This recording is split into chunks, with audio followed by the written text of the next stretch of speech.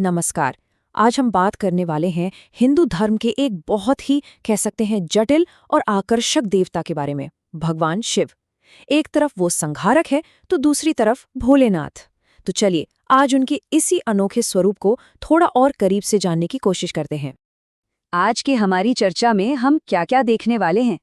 पहले तो हम महादेव के मूल स्वरूप को समझेंगे, फिर उनके कुछ खास प्रतीकों और साथियों के बारे में जानेंगे। इसके बाद हम भक्ति के मार्ग पर चलेंगे और आखिर में उनकी कुछ बहुत ही मशहूर कहानियों को सुनेंगे। चलिए तो शुरू करते हैं हमारे पहले हिस्से से, महादेव का सार। आखिर क्या है उनकी असली पहचान? तो सवाल उठता है, आखिर हैं कौन भगवान शिव और उनका निवास स्थान कहाँ है? देखिए, उनका घर माना जाता है पवित्र कैलाश पर्वत को। और कैलाश सिर्फ एक पहाड़ नहीं है, उसे तो पूरे ब्रह्मांड का एक आध्यात्मिक केंद्र भी कहा जाता है। उनका एक और बहुत ही प्रसिद्ध नाम है पशुपति। इसका मतलब है सभी पशुओं के स्वामी। ये नाम हमें बताता है कि उनका अधिकार सिर्फ हम इंसानों पर नहीं, बल्कि इस सृष्टि के हर एक जीव पर है। अगर हम उनके निजी जीवन की बात करें तो उनकी पहली पत्नी थी सती, और उनकी कहानी प्रेम और त्याग की एक बहुत ही अहम और दिल को छू लेने वाली कहानी है। अच्छा, उन्हें भोलेनाथ भी तो कहते हैं, है ना? क्यों? क्योंकि उनका दिल बहुत ही सरल है। वो अपने भक्तों से बहुत जल्दी खुश हो जाते हैं और उन्हें आसानी से वरदान भी दे देते हैं। तो चलिए अब आगे बढ़ते हैं और उनके स्वरूप को थोड़ा और करीब से देखते हैं। मतलब उनकी उन पवित्र प्रतीकों और साथियों के बारे में बात करते हैं जिनके बिना शिव की कल्पना भी नहीं की जा सकती। जब भी हम भगवान शिव के बारे में सोचते हैं तो कुछ चीजें तुरंत दिमाग में आती हैं, है ना? जैसे उनके माथे पर सजा चांद, हाथ में त्रिशूल, उनके साथ नंदी और उनका कमंडल। तो चलिए एक एक करके इनके बारे में जानते हैं। उनके सबसे खास साथी और वाहन है नंदी, यानी पवित्र बैल। आपने ध्यान दिया होगा, मंदिरों में नंदी की मूर्ति हमेशा शिवजी की तरफ ही देखती है।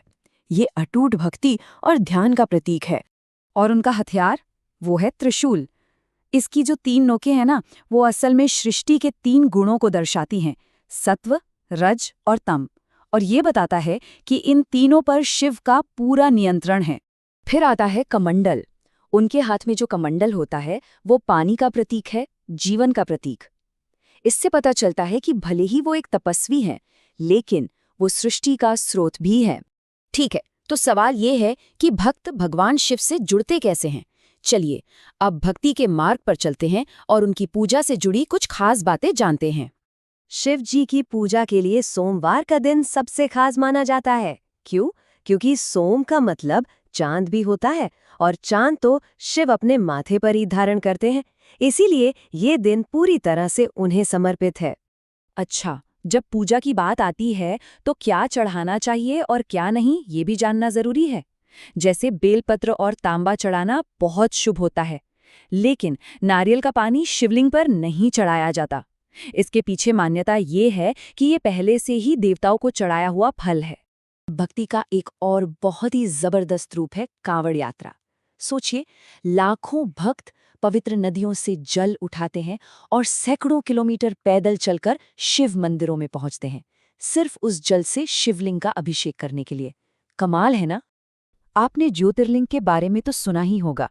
पूरे भारत में ऐसी 12 जगह हैं जहां ये माना जाता है कि शिव खुद एक प्रकाश के स्तंभ यानी ज्योतिर्लिंग के रूप में प्रकट हुए।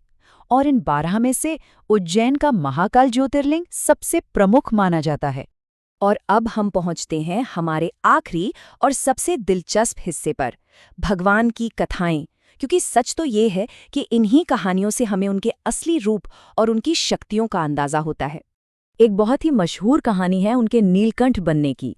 बात तब की है जब समुद्र मंथन हो रहा था।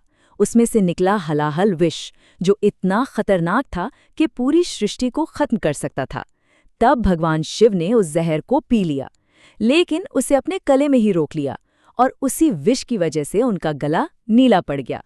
तभी से वो नीलकंठ कहलाए। ये भी माना जाता है कि भगवान शिव के 11 रुद्र अवतार हैं।